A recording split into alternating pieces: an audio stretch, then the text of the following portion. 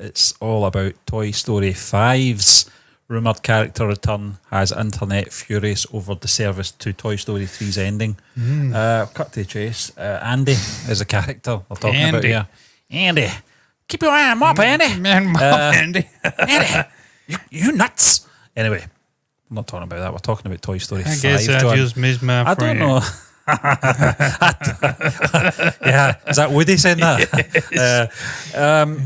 John, have you spoke about Toy Story 5 at all in your solo shows? No, I think you know what's happening. Yeah, I mean, I found out about this, I think, the other day, and I was like, what are they doing, you know? Look at I've the seen forehead on Andy. Toy Story, the original film, John, came out in 1995. How scary is that? Yeah. Toy Story 2, fantastic. I think it was 5-6 years later, and then obviously 2010, I want to say 2009 or something like that. Toy Story 3. I stopped at that. I didn't see Toy Story 4. I seen Toy Story 4 and I didn't like it. You went to the cinema, didn't you, to see it? I didn't like it. I didn't see, even with Keanu Reeves in there as Duke Kaboom. No, wasn't I wasn't interested having it. because I loved the way Toy Story 3 It was an ended. alright film. I'm not saying it was shit. Yeah. It didn't resonate for me. So yeah, Toy Story 5. This is the rumour that is in the works, and one of the rumours, although nothing has been Look confirmed. at the forehead that Andy has. Yeah, I know. That was like me when I had hair.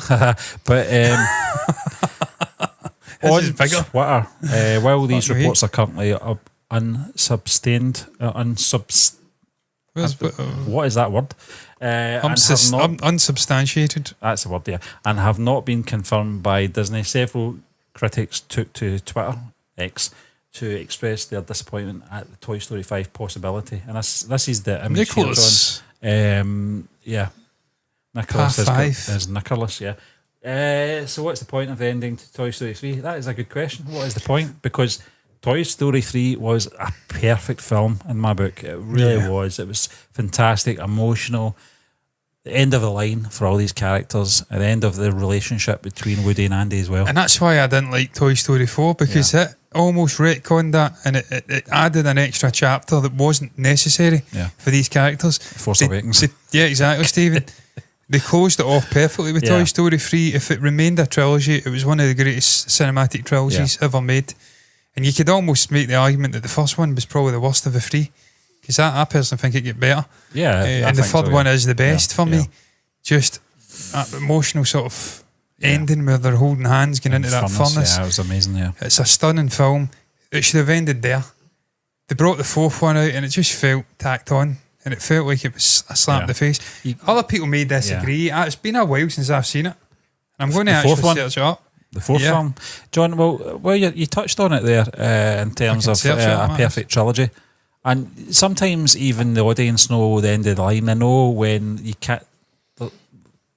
You don't want them to carry on, although as much as you love the franchise, you love the characters, you just know when it comes to that perfect ending and everything's wrapped up, and the whole point of it was the growth of the characters and the relationships and how they grew, and especially with Woody and Andy. Obviously, partner of ways. Andy's going off to college, I think it was. Yeah. You know, and it's just a partner ways. He's grown up, and it's time for a new chapter with these toys. And I get they did that. They did that with the fourth film, but we didn't have to see that. No, it was already. Annie Potts is Bo Peep. She's great. Yeah, she came back. Yeah, she came back. The fourth John, I'm one, watching Young Sheldon just now. She's fantastic in it. She plays Mimo. Fantastic. Yeah, because if I remember correctly, Toy Story 4, they end up going to a toy store, and it's like a fucking doll and a pram. And it's almost horror-esque. There's like horror elements to it for young kids, not for an adult watching it. But he's almost like he is trying to take the hand of Forky. He's like a spork. It's like a spoon come fork, and show him that, look, it's important to just appreciate and readily accept what life throws at you, what your sort of owner, your person that owns you, and you're the toy to. What they throw at you, and just as long as they're using you and sort of showering love on you, then you should appreciate it, because he's obviously not got that anymore. And I think there's a partner of ways at the end of the film, and there's the likes of Bo Peep decide they want to become, have owners again, if you'd like, become a toy of a new family. And I think the likes of Woody, they go off with a separate group and don't want to. They want to live this sort of independent life. I may have swept that the other way.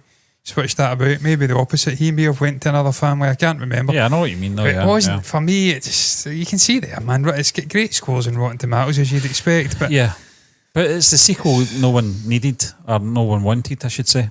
You know, and again, it's like, you know, you get into these films after seeing a perfect end, and you get nervous because you're going, how will this affect my experience for the previous film? Because I've got really good memories of that film, how I felt when I watched that, how emotional it was, how I was attached to these characters, and I weaned myself off the characters, you know, in relation to them, and now they're bringing them back, and everything that happened with my own personal experience of that last film is sort of washed away.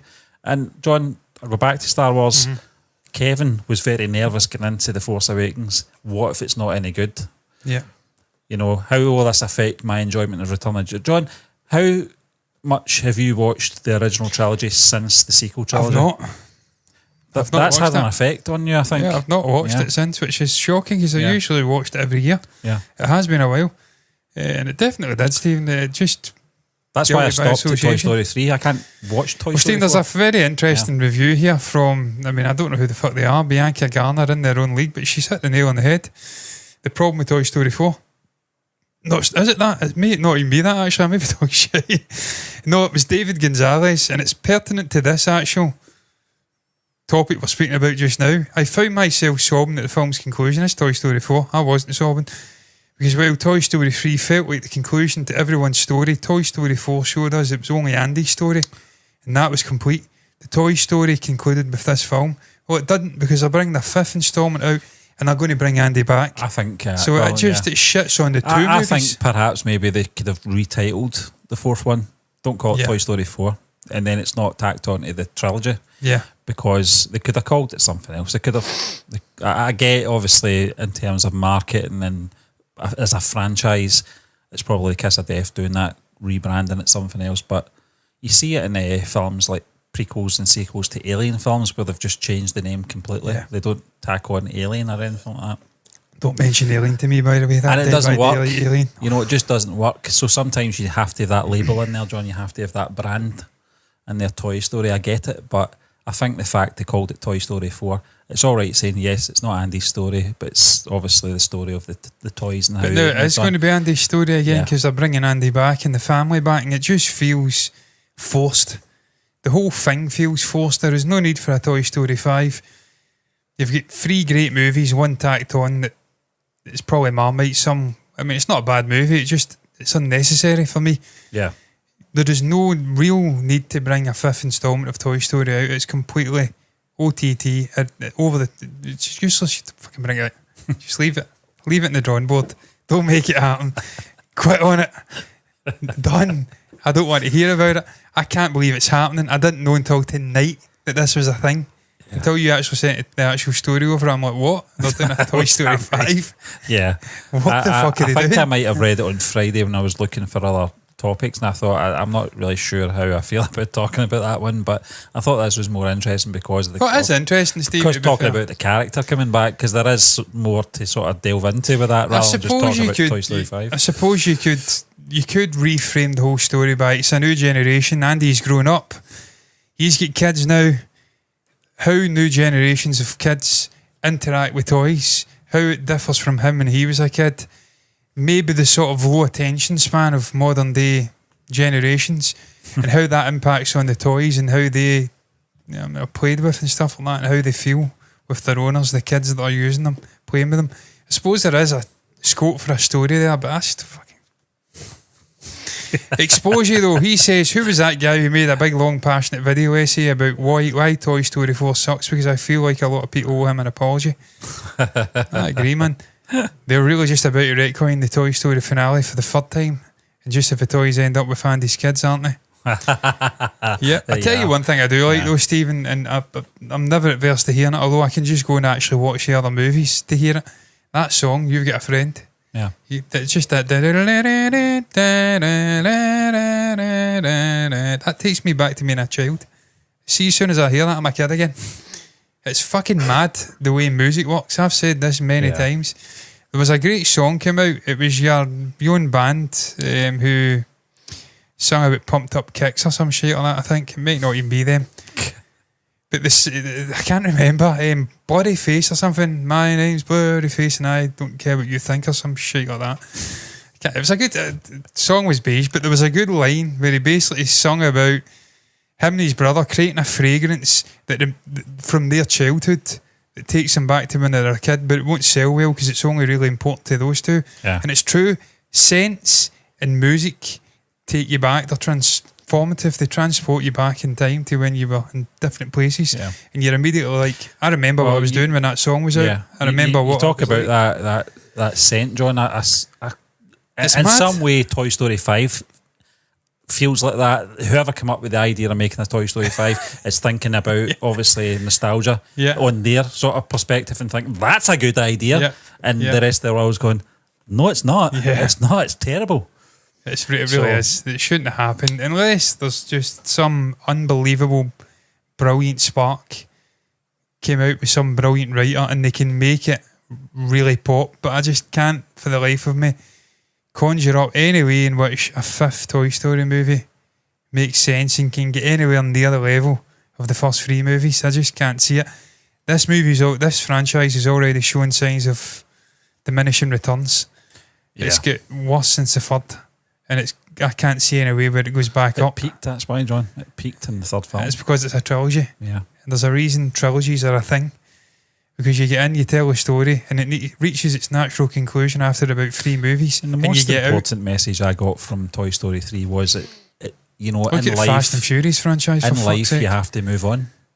In life, you have to move on. But Toy Story 4 came out, and life's all about standing still, apparently. Well, I mean, the life moved on for the toys, to be fair. They did go on a new journey, but it's not for me.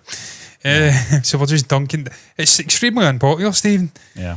And this may actually affect the movie's production and potential of actually seeing the light of day.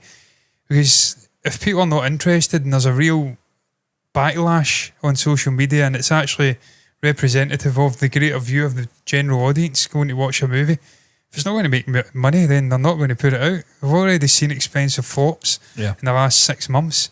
Flash, Indiana Jones. I was about to say Mission Impossible, but I think it's creaked over just about a decent figure. But movies haven't been making the money required to be successful. And it's a Toy Story movie. You're going to have to promote it. It's going to cost money to promote it. Yeah. It's not going to be cheap to make because it's Pixar, isn't it? So it's going to be big fucking box office required to make this movie a success. Got to get Hanks and obviously got to pay them as well. Tim Allen back as well. They're not cheap. No, definitely not. Let me tell you. I don't know who else would come back. I can't imagine Keanu Reeves would come back. I can't imagine Nah. it. I don't think they might want to introduce that character again to a fifth film because of the whole Evel Knievel copyright thing that was happening at the time. I'm not sure. It wasn't it? It was an absolute carbon copy. Yeah, it was. It absolutely was, Stephen. Yeah. Stephen, I don't know about Pixar though as well, man. Pixar are a funny one for me. I just don't think they're as great as they were back in the day either. Yeah, I mean, there was a novelty to the sort of effects that they were producing at that time. They were very advanced. Nothing we'd seen before in terms of the sort of 3D modelling that you saw in the first Toy Story film, which was obviously amazing to see. But since then, we've had films like The Incredibles, etc. have all come out, and it's a standard thing now. You're not sort of seduced by the sort of gimmick of it now. It's just became the norm. Even the storytelling was, there's some epic stories being told by Pixar. Dual sort of stories. You've got a superficial one for the kids, but you've got a multi-demographic story for the more mature viewer underneath, where it can resonate with multiple people, different age ranges. And I don't know, man. I mean, I've not watched a Pixar movie in a couple of years, to be fair, so I'm maybe talking absolute shite. I know you've seen, was it Encanto? The other one about the jazz thing or something. I don't know if you've seen that one. They put a few out. Yeah. Was it Soul or something like that? Soul, yeah. You had the jazz. Was that Pixar, yeah? I think that was Pixar, yeah. You had the mad jazz one. Yeah. And Encanto, I think, is another one. I've not seen any of these movies. Yeah. And I don't know why, but for me, I don't think they're quite like what they were back 20 years ago or whatever. Yeah. Since Disney. But we'll just have to see how it goes. If they're bringing Andy back, I don't think it's the best move, but I don't think making the film is a good move either. Regardless of who they bring back, even if they brought back They'll have to bring back Woody. We're going to bring back Slinky Dog. Yeah. That may be enough to get me in the theatre, to be fair. But I mean, just play that song and get Slinky Dog in and back. We'll just have to see how it goes. But I don't think I'll be going to see it because I've not seen the fourth one. So you'll be there, Steve, because you've got 2 young kids and they'll force you. No, I'll not well, be. By that point. Yeah, I don't think my oldest likes Toy Story. I don't think she's interested in it at all. She's never been interested in it. I don't know why. Just generation, isn't it? A generational thing. Yeah, I think so. I think if you grew up, and obviously if you're a kid in the mid-90s, I think you get that sort of I'm still bitter because I never did get a Buzz Lightyear toy because they were gold dust and I wanted one. Can imagine. Could not get them anywhere. Yeah, but worth a Woody fortune but now. Woody was shit. Especially the first editions of those toys, they'll be worth an absolute fortune. Even though, man, it's a cool fucking bit of merchandising, isn't it? It's just got a vibe to it. It's cool as hell. But we're going to move on, John.